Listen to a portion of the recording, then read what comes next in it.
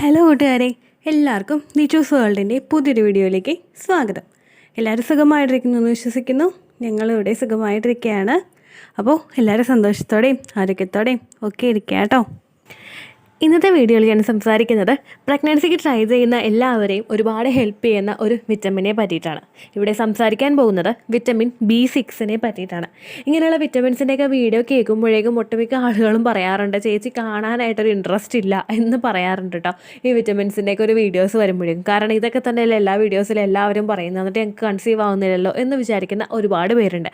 സാധാരണ നമ്മളിപ്പോൾ പറഞ്ഞു കഴിഞ്ഞാൽ നമ്മൾ പ്രഗ്നൻസിക്ക് ട്രൈ ചെയ്യുന്നതിന് മുൻപായിട്ട് ഡോക്ടേഴ്സ് നമ്മളോട് പ്രിനേറ്റൽ വിറ്റമിൻ അതുപോലെ ഫോളിക് ആസിഡും ഒക്കെ എടുക്കാനായിട്ട് പറയും. ഇങ്ങനെയുള്ള വിറ്റമിൻസ് ചെയ്യുന്നത് ഇപ്പോൾ കാൽസ്യത്തിൻ്റെ മരുന്ന് നമ്മൾ കഴിക്കുമ്പോൾ നമ്മുടെ ശരീരത്തിൽ കാൽസ്യം എത്തുന്നു. ഈ കാൽസ്യം ഉണ്ടെങ്കിലായിരിക്കുള്ളൂ ആ ഒരു സമയത്ത് നമ്മുടെ ഡെവലപ്മെൻറ്റിനൊക്കെ ഇത് സഹായിക്കുകയുള്ളൂ.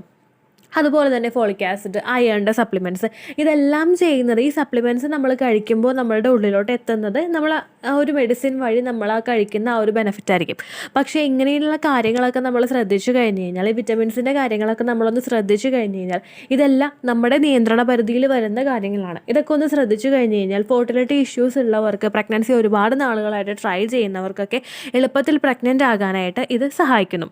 അപ്പോൾ ഇവിടെ സംസാരിക്കുന്ന വിറ്റമിൻ B6 എന്നുള്ളൊരു വിറ്റമിൻ നമ്മൾ പ്രഗ്നൻസിയിൽ ഫോളിക് ആസിഡിൻ്റെ മെഡിസിൻ കഴിക്കില്ലേ, പ്രഗ്നൻസിക്ക് ട്രൈ ചെയ്ത് തുടങ്ങുന്നതിന് മുൻപ് തന്നെ നമ്മൾ ഫോളിക് ആസിഡിൻ്റെ മെഡിസിൻ കഴിക്കാറുണ്ട്. ഒട്ടുമിക്ക ആളുകളും ഡോക്ടേഴ്സ് പറഞ്ഞിട്ടും അല്ലാതെയും ഫോളിക് ആസിഡിൻ്റെ മെഡിസിൻ കഴിക്കാറുണ്ട്.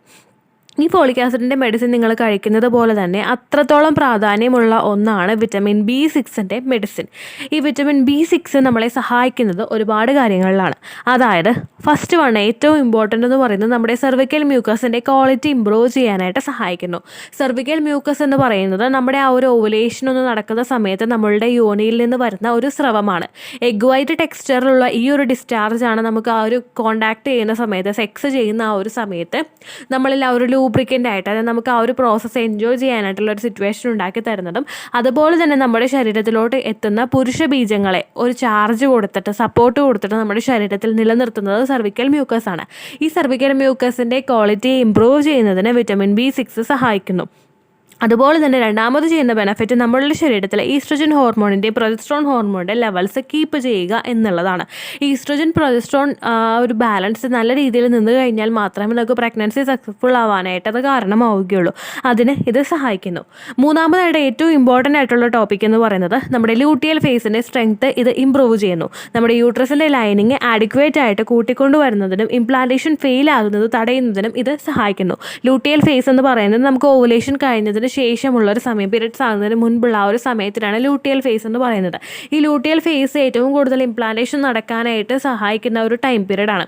ഈ ഒരു സമയത്ത് നമ്മുടെ യൂട്രസിൻ്റെ ലൈനിങ്ങിലെല്ലാം കൃത്യമായിട്ടുള്ളൊരു കട്ടിയുണ്ടെങ്കിൽ മാത്രമേ ബീജസങ്കലനം നടന്നതിന് ശേഷം, അതായത് എഗ്ഗും സ്പെർമും തമ്മിൽ ജോയിൻ ആയി കഴിഞ്ഞു കഴിഞ്ഞാലും നമുക്ക് ആ ഒരു പ്രഗ്നൻസി അവിടെ പോസിബിൾ ആവുകയുള്ളൂ. അപ്പോൾ യൂട്രസിൻ്റെ ലൈനിങ്ങിനൊന്ന് കട്ടി കൂട്ടി ഇമ്പ്രൂവ് ചെയ്യാനായിട്ട് ഇത് സഹായിക്കുന്നു.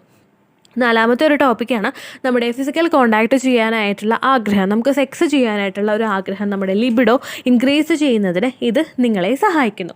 അപ്പോൾ ഇത്രയധികം ബെനഫിറ്റുകൾ ഈ വിറ്റമിൻ B6 മെഡിസിൻ എടുക്കുന്നത് മൂലവും, അതുപോലെ വിറ്റമിൻ B6 നമ്മൾ നാച്ചുറലായിട്ട് ശരീരത്തിൽ എത്തിക്കുന്നതും നിങ്ങളെ സഹായിക്കുന്നു.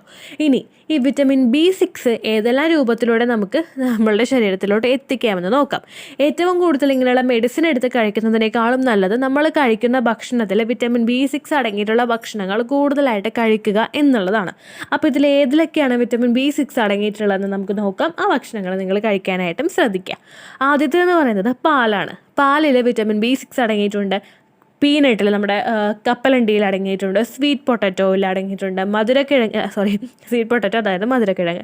പിന്നെ ബ്രൗൺ റൈസിൽ അടങ്ങിയിട്ടുണ്ട്. മുട്ടയിലുണ്ട്, ബനാനയിലുണ്ട്, ബീഫിലുണ്ട്, അവോക്കാഡോയിലുണ്ട്, ചീരയിലുണ്ട്, ഗ്രീൻ പീസിലുണ്ട്,